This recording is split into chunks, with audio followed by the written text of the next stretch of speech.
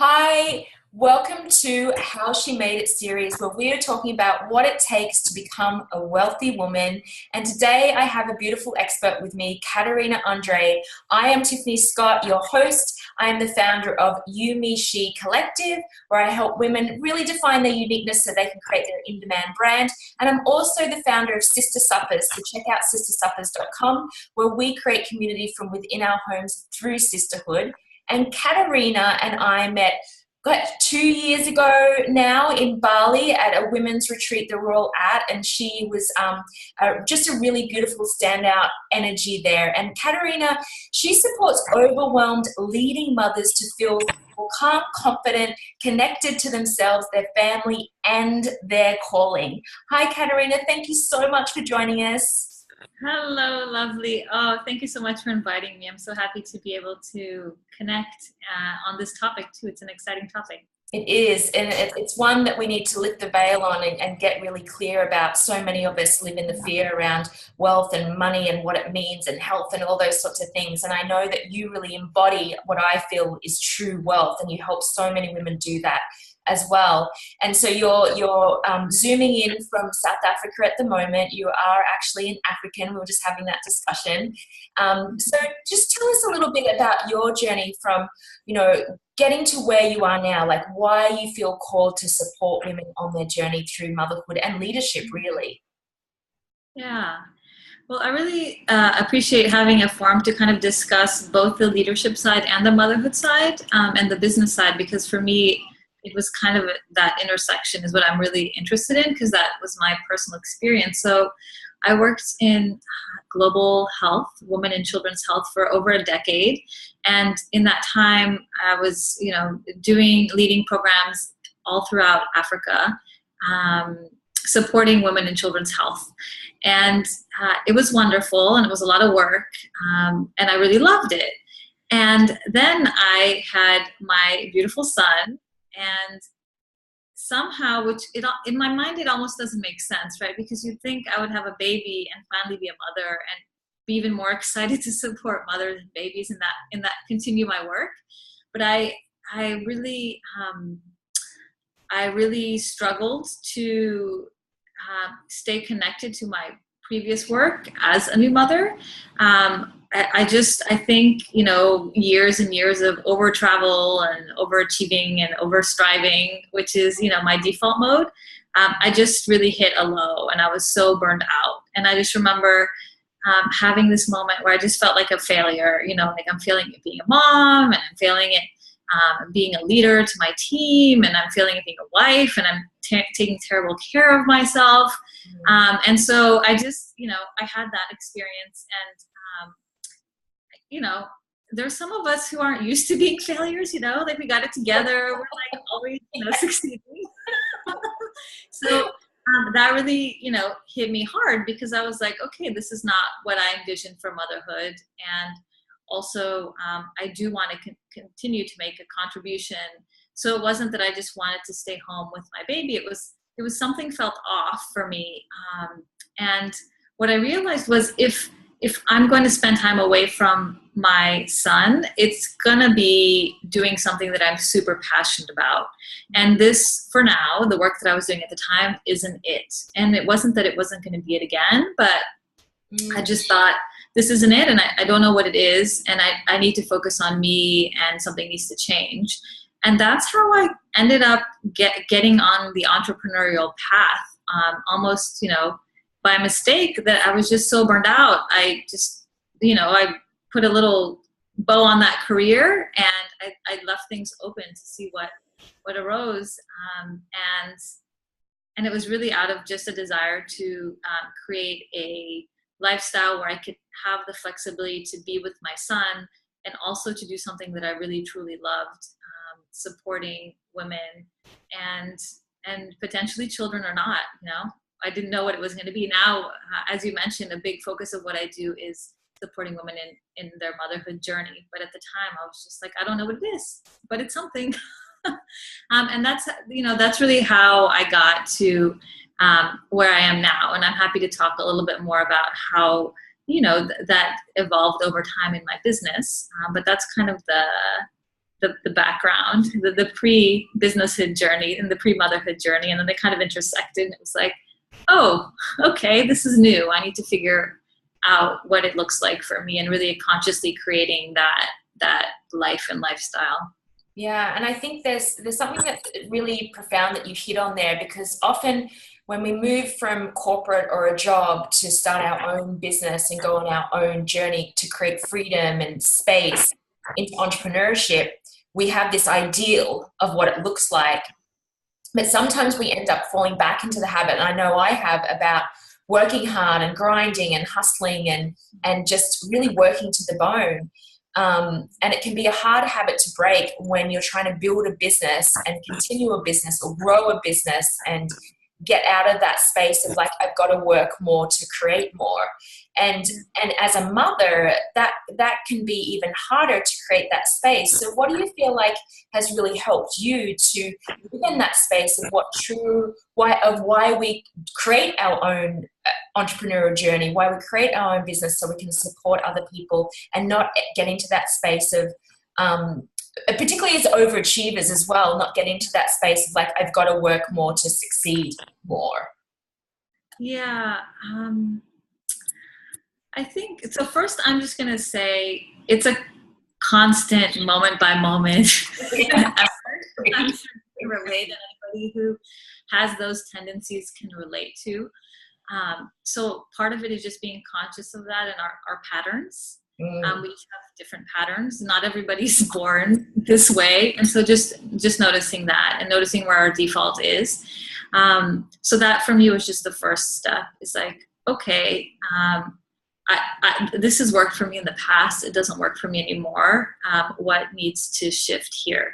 And for me, the big aha that I had was, and I talk about this a lot in the work that I do and in my messages, we're conditioned to believe that the answer, especially as mothers, but this goes, everybody wants this, that we just need to be more productive. And so, we read all these like productivity tips and we try all these productivity hacks and like, how can we rejig things so they fit better? And it's all about being more productive, and somehow that's going to solve all of our problems. And what I realized, even as I was helping people be more productive, because people were like, oh, you're like doing a million things. Like, how do you do it? And I'm like, I'm happy to share. But what I realized is productivity isn't the answer, right? Because I've had very few days, now it's different because I've shifted my focus. But when you're in the productivity, treadmill, if you will, there's very few days you go to bed and you're like, yes, yes, I did it, because there's always more, no matter how much you fit.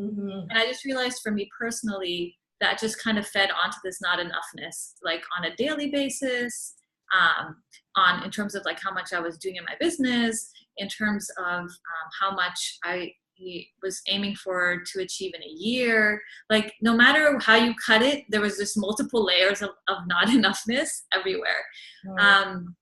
And so I thought, okay, so maybe being more productive isn't the answer. What is it? What would allow me to actually feel accomplished and fulfilled at the end of a day?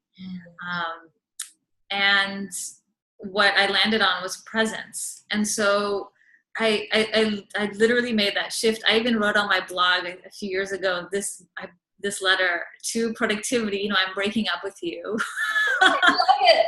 And I'm now seeing presence. And I'm sorry, but that's my new love. Because what I realized is when we can show up fully present to whatever we're doing, then we can actually enjoy it. We end up doing it better, and we also end up being more productive, but that's like a little side benefit of it. And so if we can focus on, okay, I'm here with you right now for this time, how can I be present with you and show up fully for you and add value, and also enjoy myself, and be here fully, and then whatever I'm doing next, to do that too. And when I'm with my child, to do that too. And then it becomes less about how many things are fitting in, but am I doing the things that I'm trying to fit in a way that is nourishing for me, and that also, people can feel that too. If you're in a business and working with clients, people can tell when you're fully present with them because they rarely get it from anyone. Right. Even our best friends. And I call people out on this all the time. We always hear like, "Oh, I can't. I'm so busy," or "I'm Mhm. busy."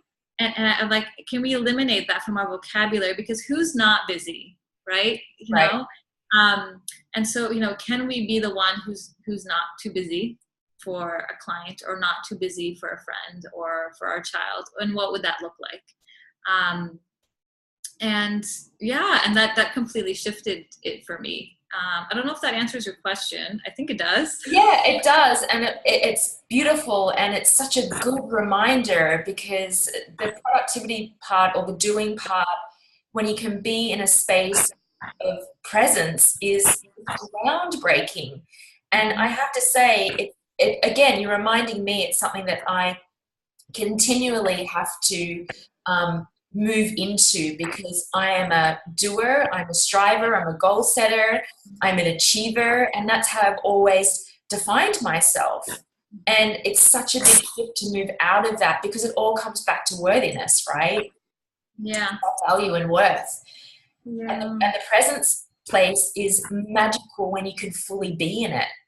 Yeah. And what I also talk about, which is, some people grasp more easily than others, is to be trying so hard to be productive, is taking for granted that there's like a universal or cosmic productivity, right? Because when we're controlling and trying so hard, we're kind of taking the power away from this bigger, grander productivity, right? So, people talk about manifestation and all that stuff. And, I just like I like to give concrete examples because, we can get all, heady, and I'm a pretty Yeah. down to earth person.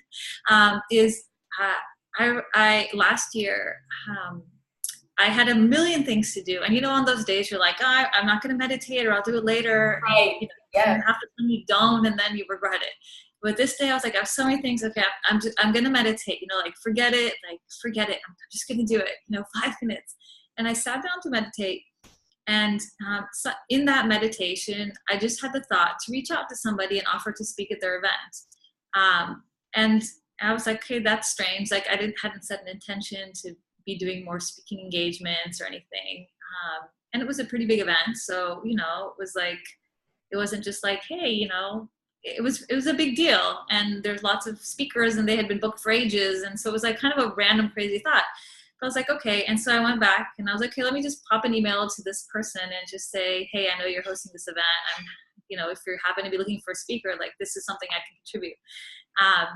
And it was like a month later, I was on this huge stage doing this talk that never would have happened if I had instead been trying to do a million other things, that were trying to get me to some goal, whatever it might be. I don't remember on that particular day, but it could have been like visibility or growing your list or whatever that is for us. When I took a moment to really get present, and then this universal cosmic productivity like spoke in my ear and was like, hey, why don't you do this? And it was just such a more efficient way and a funner way, and a completely different that I wouldn't have come up with on my own, at least not in that moment otherwise, to get to this, to just do it differently. So I don't see them as against each other.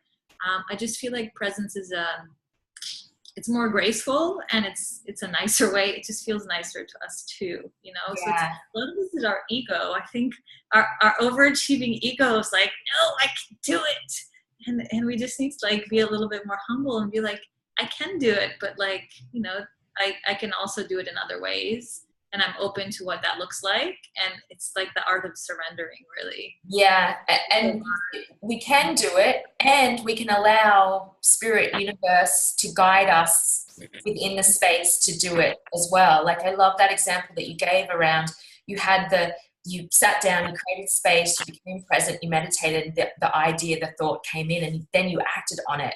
Because Yeah. sometimes I know for me, I'm better at it now. I have to meditate, otherwise I just know that I get totally just out of sync. And I know now that when a thought comes in when I'm meditating, to act on it, because I really believe that's divine intervention. And I love that you share that, because it's such a good reminder of like, it just can be 5 minutes. We can take 5 minutes out of our day to just sit in space and silence and reconnect with, you know, the inner knowing and knowledge that's within all of us that we're often rejecting because we're so busy being productive, right? Yeah. Yeah. Yeah. So Yeah. how would you define wealth for women? Like, what would your advice be around creating true wealth for women, financially, health, all of it? What has been kind of, I guess my question is, how would you define it? And what would your advice be around really embodying that and owning and trusting that as being a wealthy woman? So what's coming to me really is the word contentment. And I think it kind of answers both questions. So I know, and I'm not judging, but I know in the business space, you know, there's lots of talks about multiple figures, and there's Yes. all these things which are aspirational, and that's beautiful. And like, who doesn't want that on some level? And there's nothing wrong with that. Even though some of us might feel, you know, some conditioning or some shame around it. There's nothing wrong with wanting, you know, whatever number of figures you want. But I think when we're thinking about kind of our goals for the year, yes, you know, it's nice to think big, and some people really work well with, you know, visioning and getting super clear about numbers, for example, and tracking that closely. I should say, by the way, in my previous career, I was an economist, right? So it's like all about money and projections and like, Wow. so, you know, I can do that till the cows come home, and I still love Excel. But so there's totally a space for that. But there's also a really important space for just tuning into contentment and what that looks like. And so I love the word contentment because for me, there's like an element of like joy in it. There's an element of peace in it. There's an element of fulfillment. It kind of like pulls together all of these, you know, the abundance, prosperity, wealth. It's all kind of packaged up in that little contentment. Because I think we are so conditioned to want that more, you know, the moreness, because we feel the not enoughness. You know, we need more money, and then we need, you know, more things, or we need to create more products. You know, there's always more things. But can we also simultaneously find a way to be content with what we have? Then we can be moving forward and be propelled forward and pulled, but also be happy right now, you know? Yeah. Because I think, you know, when it comes to wealth or making it, I think, you know, there's like two ends of the spectrum. There's one that we're never going to be there, right? Because we're always going to want more. Right.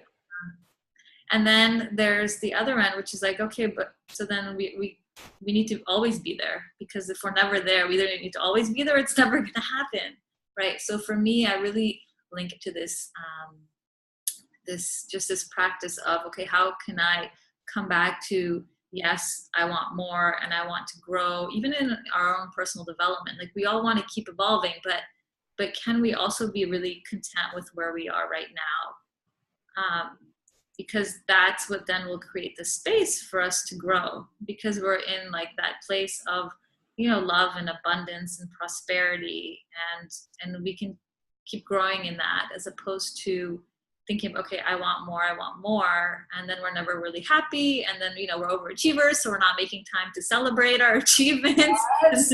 Yeah. And it's not fun. Like, we don't get that good you know, playful you know, the good juju that comes from actually, you know, reaching the different levels that we're reaching.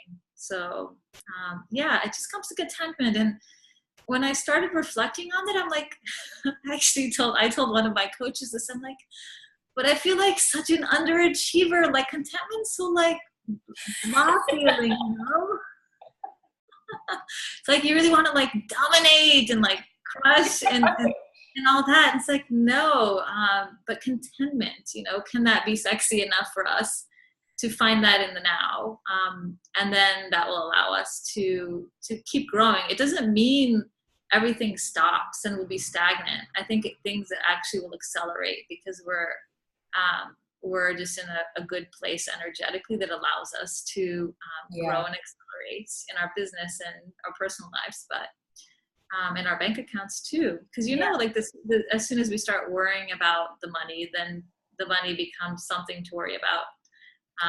Absolutely. Yeah. I hear that and I feel that. And I think it's really wrapping up everything you were saying about contentment and presence and joy is this place of appreciation of where you are now. It allows then the space for growth to come in and the money to flow in and the health to come in and all those sorts of things. Because, even if I think back to times when, I was complaining about my body, carrying an extra couple of pounds or more than what I would like, or the cellulite or whatever.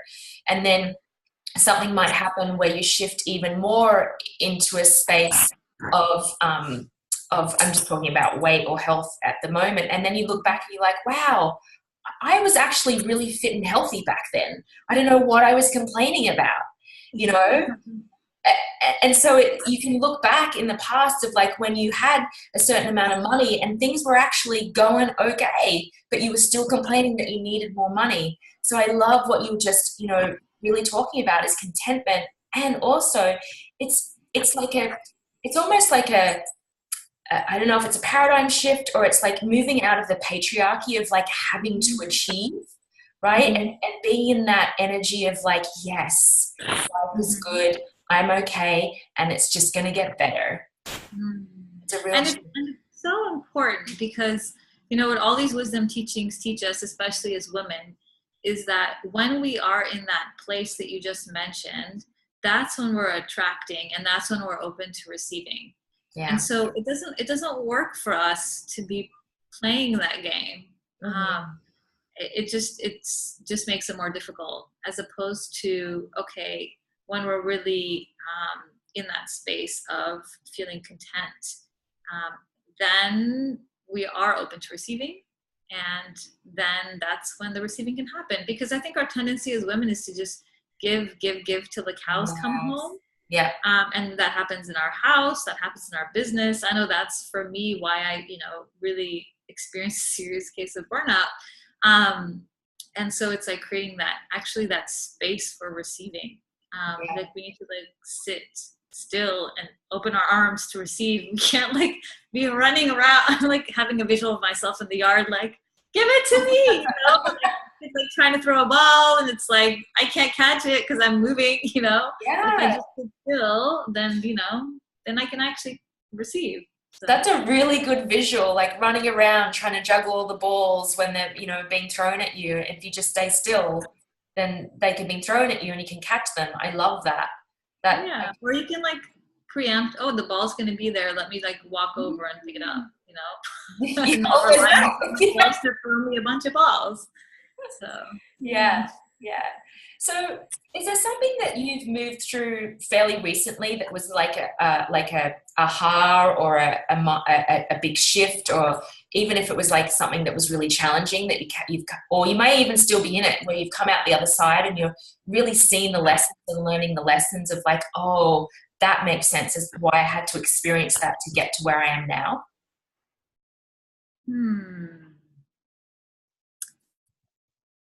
There's so many things. I feel like we're always learning. Yes. We're getting given what we need to be getting given. Let me think.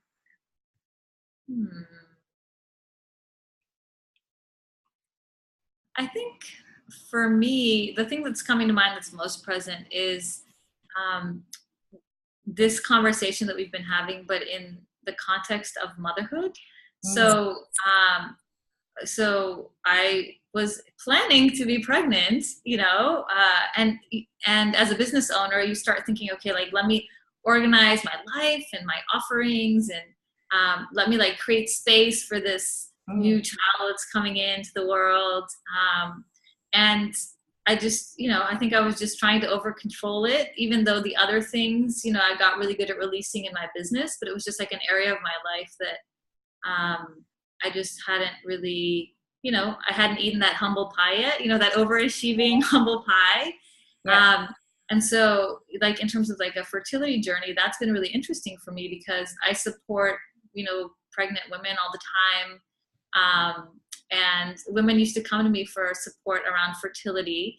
And I would say, oh, I would refer them on to my, friends who focus on that. Cause I was like, oh, well, I don't have an experience, on the fertility side. So like refer them on. And then the universe is like, okay, you're going to get that experience now.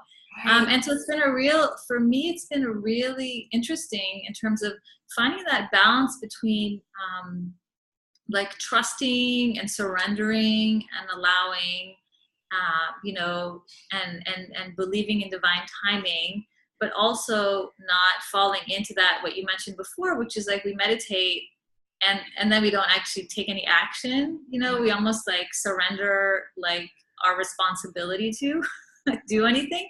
And Right. then the other piece, which is like just taking, action, inspired action, or like showing up for it. So like some months, and this is still ongoing for me. It's some months it's like, oh, I'm just gonna, we're really gonna try this month, or like I'm gonna track everything and like I'm gonna be on top of it and like, over plan stuff. And then some months it's like, oh, whatever, it'll happen if it'll happen. And for me, it's been because, we have a monthly cycle, our moon cycle. Every month is like a reset button. And so it's really prominent. Whereas like in our business, the cycles kind of Right. wane a little bit more. For me, it's just been very much like interesting to watch myself in that and thinking, okay, in what areas of my life am I still doing that dance? And I know I still do it in my business. There's like months, where like January comes around, you're like, this year, Yeah. organize and plan everything out. And then there's like times where you're like, oh, I'm like meditating and I'm trusting what's coming. And we just go through those cycles. It's about finding that balance. And I think it's in the experiencing of the extremes that we can find that little balance point and what that looks like for us, because it's unique for everyone. Yeah, yeah. The cycles and the ups and downs and the flows and the ins and outs and all of it. It's embracing all of it and just the constant reset and reminders of like we're guided, we're trusted, it's coming, all that sort of thing. I totally can relate to, absolutely. So I know you have a wonderful free gift to share. So can you tell us a little bit about that? Sure. So the free gift is a meditation to open up to receiving. So I just realized, most of the women that I support, that's just a big theme, surrender, receiving. Um, and it affects everything, in our families, in our business, and our relationships with partners and everything. So I hope everybody enjoys that. It's a Kundalini yoga meditation, which is one of the things that I love to teach. And it's really about, okay, how can I create a beautiful space of being open to receiving energetically? And so there's a lot of what we talked about, which is just being happy with where we are now. And so there's like a kind of a gratitude part to it, but also like a receiving part to it. And so I love it because it kind of pulls everything together into one practice. Because we need to kind of, I love Kundalini yoga because it's like it power packs like many things into like a short amount of time. So if you're really busy, you can still make time for it. So it kind of pulls in a bit of gratitude and receiving, and it's just a beautiful practice. So I hope everybody enjoys that. Beautiful. That's a wonderful gift. So my last question is, what gets you into a state of joy? We've been talking about that. Like, what would make you have a happy dance? Like, if you ever need to be uplifted in a moment of time where you're in a funk, or you know that you're not vibrating at the level that you want to vibrate at, what kind of snaps you into getting happy again or feeling joy again? It's easy for me. I think for me, it's like a bit of a default. I think, but we all have our days and our moments. What's coming to me is music. I just, I can't actually sit still when there's music playing. And so like even if I'm like "Mwah," and I put on, anything, it can be something really like soulful, or it can be like Despacito. It doesn't actually matter what it is, but as long as it's playing, it's like my body just recognizes it, and it just opens up channels and the flow. And it's one of the reasons I actually love Kundalini yoga, because there's a lot of mantra and chanting, and so we're constantly creating music, and it's like yeah, it's very uplifting. It's like the language of the soul. So, even if I'm like, my soul's like, yay, let's party. That's beautiful. Yeah, I music too for me. Just get some music on and it'll snap me out of my funk in a minute. Thank you so much for your time. Thank you for calling in from the beautiful land of South Africa. It's so good to see you again, and I hope to see you in the flesh again in person sooner rather than later. And just keep doing the beautiful work that you're doing and radiating the way that you do. I really appreciate everything and the way that you show up in the world. Well, likewise. Thank you so much, lovely.